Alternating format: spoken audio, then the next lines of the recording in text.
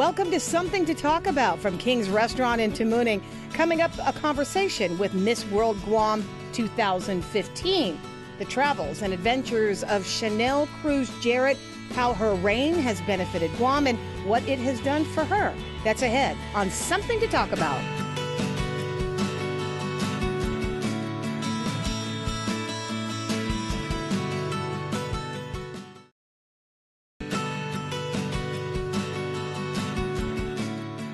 And welcome back. Thank you for joining us on Something to Talk About. As promised, our Miss World Guam, Chanel Cruz Jarrett, is our guest today in the King's Kitchen.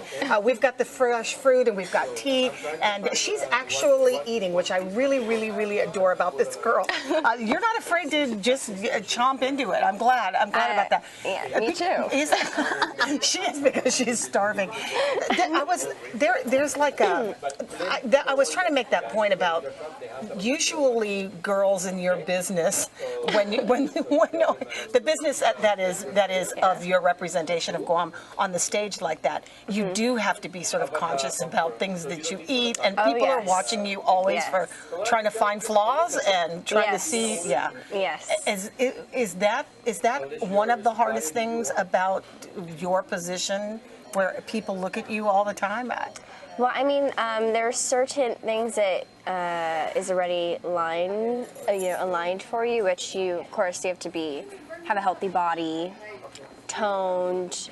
You need to take care of yourself, look presentable. But since it's already close to the end of my reign, I invited you. I'm just doing whatever. I was saying, you want a crepe? I was actually, if you weren't going to eat, I was going to punk you by ordering like a whole lot of food for you. Gosh. But good thing you came in, and you're more than welcome to eat. And I mean, salmon's good. Oh yeah, but it's great. This is not. Frap is. It's okay. You'll offset it by the fruit. Did you? But did you do all of those things because you're traveling and you have a full-time job? How do you find time to do all of the other stuff, the maintenance, the upkeep? Well, for exercise, I hardly exercise, but I'm glad my metabolism is really high because it balances it out. But I do eat healthy. You know, I drink tea. Honestly, all I drink is water and some sweets. I don't drink soda or tea. I mean, iced tea. Yeah. But the thing about it is, though, I mean, do you pitch like you can have a little bit of everything? I mean, you don't stay away necessarily from anything. And I'm also, I practice organic stuff, so I know that you have to do pretty much 80% organic, and then the rest 20 could be like French fries or junk food, so you balance it out. And then I use products that's 100% organic, so I think that's kind of like my lifestyle is just going all natural. So you worked at, oh my gosh, who ordered that? I'm sorry. Where'd that Libya come from? I think that's a little bit too much.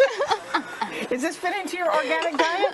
No, that actually looks pretty good. I gotta say, maybe I'll jump into that. I like the Tenella Cutney. That one's my favorite. You want to try that? Because we have like a family history of your family eating Tenella Cutney on this exact same spot. Her mother is Dee Cruz, who everybody knows was wrestling with a piece of Tenella Cutney on this show a while ago. Anyway, so you have had like a full year of representation. Crazy. What has that? Let's just start real quickly with you going to London for the big pageant. What was that? Well, when I won, the next day I went to work. I went to work, and Ron Dees was like, "Oh my God, why are you at work? You're the queen. You're supposed to be home resting," because it hasn't hit me yet. So I think within that week after, that's when it all sunk in, and I'm like, "Holy cow! I'm Miss World Guam." And I'm going to London, and I just started screaming out loud, and my coworkers were getting excited too. And it was just, it's something I never thought I would do. It was whirlwind for you. It really was. And then when you preparing for London, the preparation for London, I mean, a lot goes into it. You went during the winter, so here you are. Oh my gosh, right? I had no winter clothes at all. I had to find. Even the clothes that I brought out there, I was still freezing to death. I bought 2 winter coats. It helped, but then also, of course, you still have to dress nice. So not all winter, like cocktail dresses and really dressy and gowns. So it was very difficult. Yeah. But I made it. and I'm proud of myself. A Guamanian going to London and surviving in winter. They really liked you too. That was the really interesting, because all of the ramp up before you got there. I mean, the ramp up before the actual pageant. I mean, it is what it is when they come to how they pick their finalists. It is what it is, and the competition is really fierce for sure. Definitely, there's so many beautiful girls. Was that amazing? I mean, that's like to be surrounded by. Yes. Was it intimidating at all for you to be around that kind of thing? I didn't see it in that concept. I just saw it like I'm meeting someone from every country, you know? Like, okay, I meet you, like, tell me about your culture, this and that, and I want to come visit where you live. So I had a really close friend. She's from Lesotho, which I learned from her, and she's a country in South Africa, their own country. So, you know, me and her just bonding, you know, she really wants to come to Guam. I really want to go to Lesotho and, you know, experience what she does. So is she still like a friend of yours now? Oh, yes, even still? we chat on Facebook. Oh, that's good. Well, I'm going to give you an opportunity to bite into that salmon while the whole world is watching. No, it's okay. I just don't want you to feel uncomfortable. Now, the time after the world pageant, because this is what you do. I mean, you've got, you know, you have to take all of that time off of work to go and represent also, right? So when you come back, it's makeup time. You really got to do all of the stuff back to your normal life. Yes. But then you're also required to travel with the GVB. It's really difficult because, you know, my work, we're a small community. There's probably like 10 of us now. Thank goodness we just hired. But, you know, before that, I'm like on this one specific job that everyone else depends on, you know, help from me. So when I'm gone, it's like, holy crap, you know, like we need someone to help balance out the place. And that's when we hired, you know, someone else. So she pretty much took over me and, you know, was making everyone happy. So when I finally came back, everyone was like, whew, I missed you, and this and that. And I'm like back into my things. And I'm like, guys, I have to go to Korea next week. And they're like, no. Or I have to go to Japan next week, you know, because GVB takes me to places or like. But they were really, go ahead and name the company that you work for. Big Fish Creative. They are a huge supporter for me, and they were one of my sponsors too. They helped me so much. And, you know, we're all such a really close family, and it's so funny because when they supported me, you know, they knew what would make me happy. They made like hashtag symbols, like hashtag Sailor Moon. They're show Sailor Moon, and she'll, you know, if she sees it on stage, she'll start smiling and stuff. And Team Chanel, it was your whole family. That was lovely. The other thing, that your whole family. I thought that was really cool to hear that.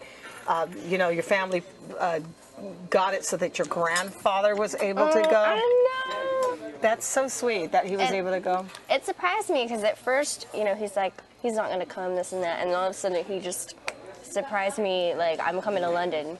You know, I was like, oh my God, Papa, are you okay? Can you come, you know?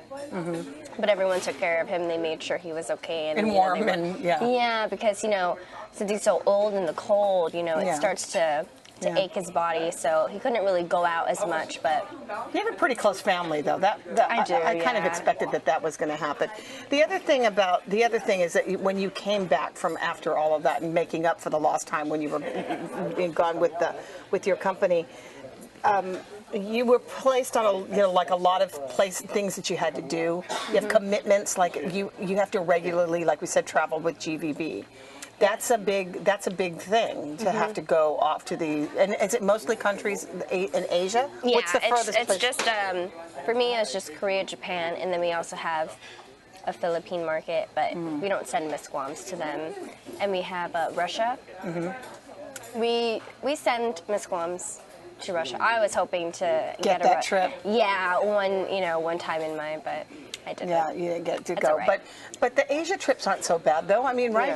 No. I love them. Because don't they just love, like you said, anybody in a crown and a sash? They see in a crown and a sash, like, oh, kawaii kire, or, you know, in Korean, I don't know, but they're like beautiful, or they just freak out. Yeah. And they want to go and they want to take photos with you, and you just feel like you're a celebrity. Wow, that's nice. But on these trips, though, the whole job is to promote Guam.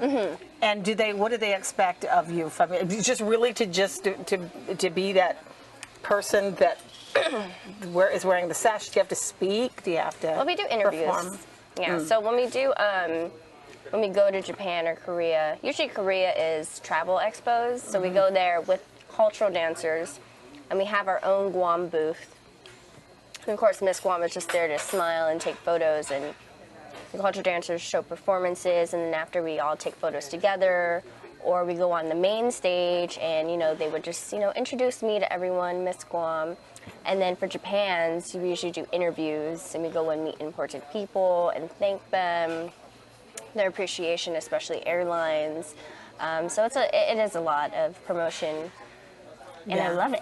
It's so much tiring, fun. though. I mean, I've been on one of those and trips, heels. and it's oh like, my gosh. oh yeah, heels. because you're work hard. How tall are you anyway? I'm 5'8". Okay, and so really, and how high are your?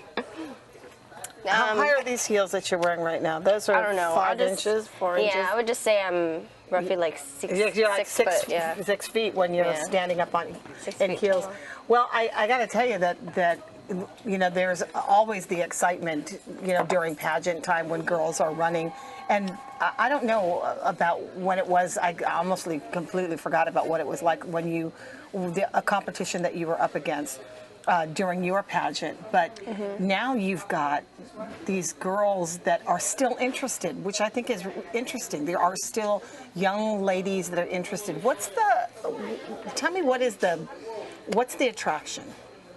I think it's just giving back to the community, and on top, of course, there's traveling and there's experience, and then honestly, it's a really big confidence booster. So it's more, it builds character.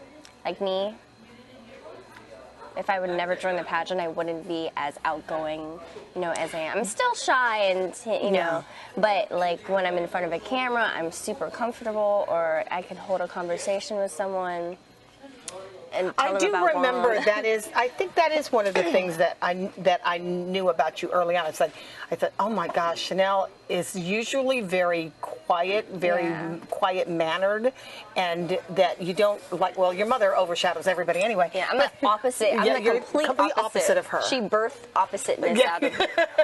Yeah, but That's me. But have you ever? I mean, but do you think that you have that in you? It's just that it needs to be drawn out, or that you've never had it in you and you had to acquire it? Yeah, well, I think it's just you have to acquire it and you have to teach yourself and learn. Well, yeah, I mean, it goes both ways. Maybe everyone has it in them. They just need to unlock it by learning and teaching themselves how to. Yeah. Or they don't, and they have to. And then they'll just be the way they are. Yeah, the way they are. But for you, in your job, this is what you need. We're going to talk about when she comes back. I want to talk about just some of the things that you represent to young girls. I'm pretty sure that you have to deal with that all the time. We're talking to Janelle Cruz Jarrett. She's Miss World Guam. We'll be right back.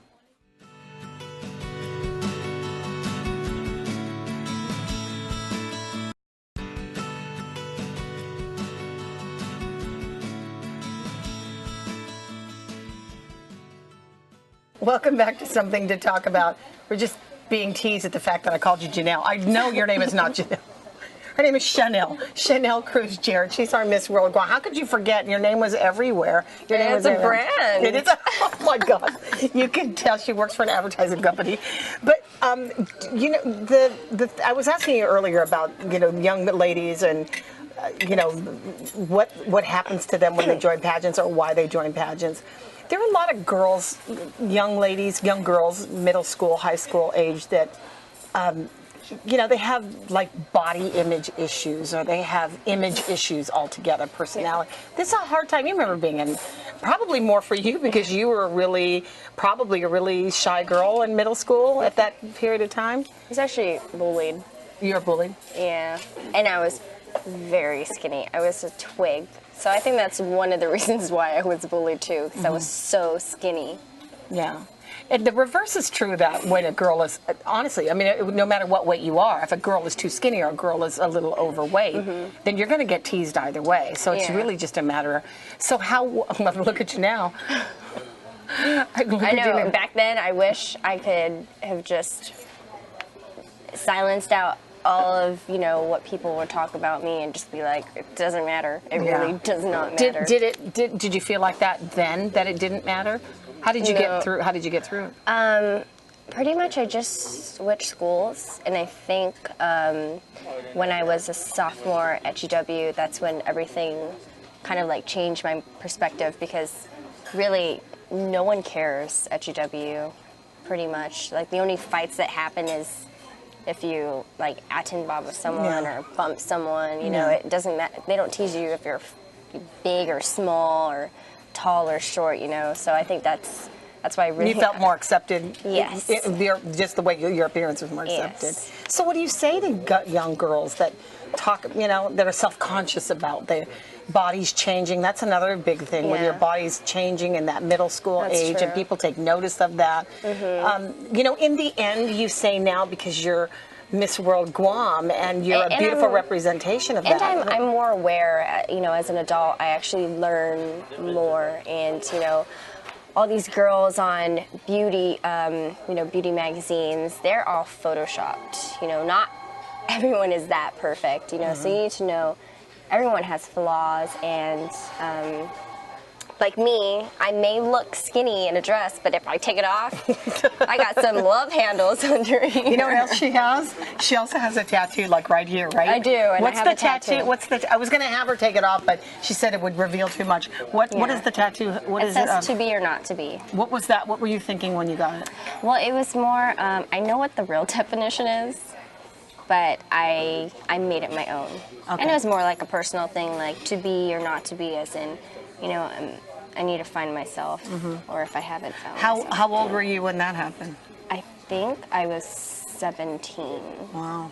I think 16 or 17. Okay. I was supposed to get it on my 16th birthday, but that didn't happen, so sometime after. So do you regret? I have to ask you now that you're. How old are you now? 21, 22 next month. Okay. What do you regret getting it? I don't necessarily regret it. I do regret that I didn't find out about henna tattoos before I got my actual But the tattoo. fact that you are a Miss Guam, did that hamper anything? Well, they saw it during the pageant, so what am I? Yeah, I know they did, but it does affect. I mean, every time I go out to events, I have to cover it up, you know. And yeah, some people don't. so That's some not people the don't thing. accept, especially in different cultures like Japan. Yeah. Japan. Big no to tattoos, Oh, so really? I always have to cover it up whenever I go there. How do they? We talked about how they respond to you. That they always want to take pictures of Yes, you. Take pictures they're of. so cute. They're so cute. They're so tiny because you're They taller are than so everybody tiny, I know. in Japan, probably. But do you have, like, you know, good experiences? I do. out there? Seeing them smile just makes me smile. It makes me so happy that I actually, you know, even on Guam, I go around like a normal person, but in Japan, I walk around with that crown as a celebrity. And then when some people come and see me and want to take photos, I know I made them like the happiest person that day, or you know, it would follow them through their life. Yeah. You know, so that little thing that I could give to them, you know, is like a huge thing for them. Yeah. So it's, what now? The makes me sash happy. thing. Okay, now the sash. Do you have to wear that all the time? It's like well, the sash in and bed, crown, when you're taking a shower. No. No. Do you wear that? You No. don't wear that to work, do you? No. Oh. I don't. Yeah. When I'm Miss World Guam, yes, I just dazzle myself up. But when I'm not, I'm me. You know, I dress so comfortably. I like pajamas at work, although I'm not supposed to. Shh, don't tell I won't anyone. say anything. No one knows. But what about the sash you have to wear when you're always in public, like today? I mean, it's a regular work day. Do you No, wear as that? Miss World Guam. Okay, so when you're representing it. Yeah. So if you go to like a family wedding and there's going to be 300 people there, do you have to wear that? No. Okay, good. All right. Yeah, that's pretty cool then. Yeah. What's the best part of your reign?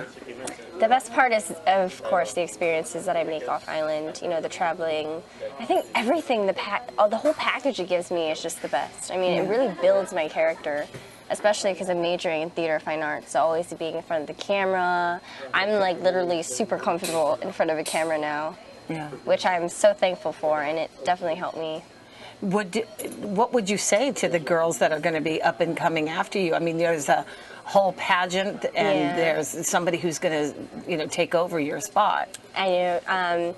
What I tell them is that, you know, the Miss World Guam pageant, it doesn't stop there. You have to literally prepare for the international, because international is huge. Everyone has pretty much the same title as you. It's just you're all fighting for that one title.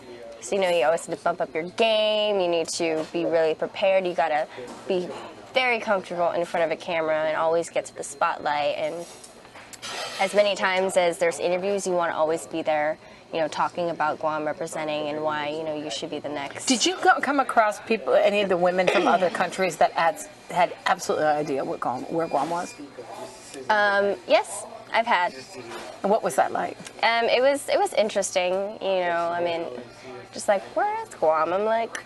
But did they know of it if it existed? Like, they didn't even know it existed. Yeah, I know some people. Oh, that must have been hard to swallow. Yeah, I think more so it was more in my 2012 international pageant. Because I've had one. I think it was Turkey who had no idea. Oh.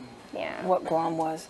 But, you know, it's funny because my Miss World, you know, I saw Miss USA and it was Thanksgiving Day, so I went up to her. I was like, hey, happy Thanksgiving Day, you know, because no one else knew what it was. And she's like, oh, you guys, you know, I didn't, you know, you celebrate that too. I'm like, yes, we celebrate everything you celebrate. Celebrate turkey. So what would you take away from this entire experience, and what, you know, how is that going to translate? This one moment in your life, how will that translate for the rest of your life? Just the way I see the world. I mean, you never learn so much until you're out there. You know, like me, if I was just stuck on Guam, I would have never known how much more there was to the world, like all these countries, how much they have to offer. You know, it's Guam, so me, I want to travel the world. That's something I'm going to take with me, is I'm going to set a part of my life where I can just travel everywhere I want to go. Mm-hmm. Well, you know what? You represented Guam well. You're such a beautiful girl. I mean, everybody knew what you looked like as you won the pageant. You're obviously beautiful, but I think the stuff that's inside is really what's lasting. I think that's where the memory is. Yeah. If you're a nice person inside, people get that, right? And even though if you're like me, the way I see the girls out there is all of them are beautiful, but once I get to know you, if you're, you know, if you're mean and rude, you become ugly to me. But if you're really nice and all that, then you like are even more gorgeous than I thought you were. I agree with that. I agree with that. It's all from the inside. You've matured a lot in the past year. I got to tell you that. Okay, she's going to eat her salmon. We have dessert coming. I'm going to stuff her. It's her final day of rain. Thank you for joining us on Something to Talk About. We'll see you on the radio. Is it like this? Did you ever do this? Oh. No, I'm just like, bye. Oh, bye. That was so unqueen-like. Don't you go like this? No. I'm a different kind of queen. Well, I'm not a queen, so See you later. Thanks. That was nice. That was fun.